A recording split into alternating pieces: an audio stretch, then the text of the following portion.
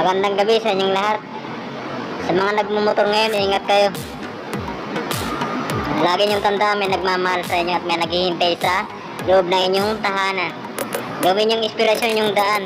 Huwag niyong gawing karera ang daan. Yun. So panibagong vlog na naman tayo ngayon. So kung ikaw may balak mag-drive ng motor sa highway at kung bago ka pa lang dito, kailangan mo itong matutunan kung paano yung about sa pinaka-importante para iwas huli. So kailangan nyo itong matutunan. So panoorin nyo to. Mabuhay kayong lahat. So start na tayo.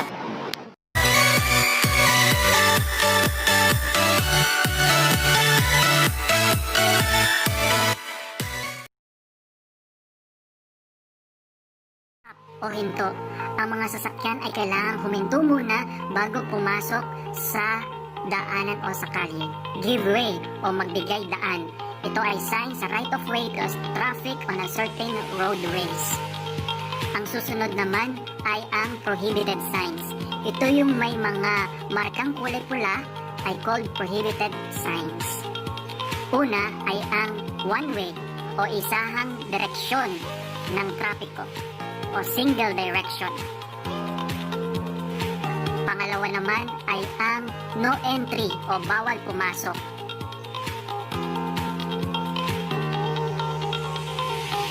Pangatlo, no way both directions o bawal pumasok sa magkabilang direksyon. Horn prohibited or no blowing of horns. Bawal daw ang pag-beep-beep o pag-busina sa mga hospital at silent zones. No right turn. Walang kanan o bawal kumanan. No left turn. Walang kaliwa o vehicles are not allowed to make turn to the left. No U-turn. Walang U-turn. This sign is used in the places where vehicles are forbidden to make turn or U-turn. Overtaking prohibited. Sight distance is restricted and overtaking will be dangerous. Bawal mag-overtaking. Pedestrian prohibited. Bawal ang mga tao sa ganitong mga lugar na may signs na ito. Bicycles prohibited. Bawal ang mga bisikleta sa mga lugar na may signs na ganito. Trucks prohibited. Bawal ang mga trucks sa mga lugar na merong truck signs. All motor vehicles prohibited. Anumang klase ng mga sasakyan ay bawal sa lugar na ito. Lahat ng klase. No parking. Bawal mag-park o kailangan mag-park sa saglit para lang kunin ang pasahero and get out of the vehicle. No stopping. Walang hintuan kahit dire-diretso lang. Restriction and sign. This sign indicates the point in which all prohibitions notified by prohibitory signs for moving of vehicles cease to apply. Susunod naman ay ang compulsory signs. Compulsory, ito yung may mga blue boards. Compulsory to turn left. Kailangan kang kumaliwa.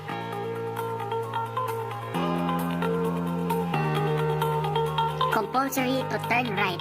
Kailangan mong kumanan. This sign indicates that vehicles are permitted to proceed right only. Compulsory ahead.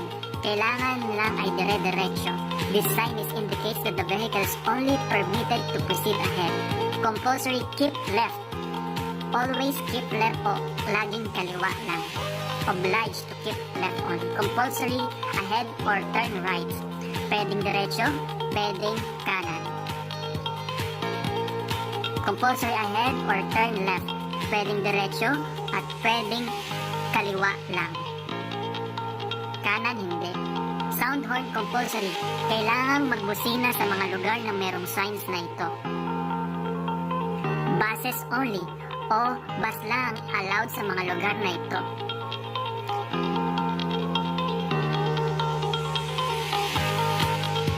Pedestrians only o ang mga tao lang ang allowed o pinahintulutan sa lugar na merong signs na ito. Ang susunod ay ang cautionary signs. Ito yung may mga triangle na karaniwan karaniwan nating nakikitang signs. Una, right or left hand curve. Pakurbadang kaliwa, pakurbadang kanan.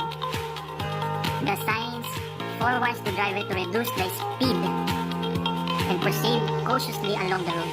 Narrow road o palaki, paliit ang daan. Kailangang maghinay-hinay lang sa daanan. Road widens. Magmula sa maliit, lalo luluwang ang daan. Is normally found in rural areas. Narrow bridge o makipot na tulay. This sign is erected on roads in advance of bridges with clear width between the curves. Right or left reverse bend. This sign is used where the nature of the reverse bend is not obvious. Pa-zigzag approach. Crossroad o crossing. Marami nito sa Pilipinas, crossroads or crossing. Kaya maghinay-hinay lang dito sa mga lugar na may signs na ito. Right or left hairpin bend. Pwede kang mag-U-turn pa kaliwa, pwedeng pa-U-turn pa kanan. Roundabout. Ito ay yung may mga roundabout o yung pabilog na daan. Speed limit, halimbawa 40, 50, 60, 120, 140. Ito yung tinatawag na speed limit per kilometers sa mga road.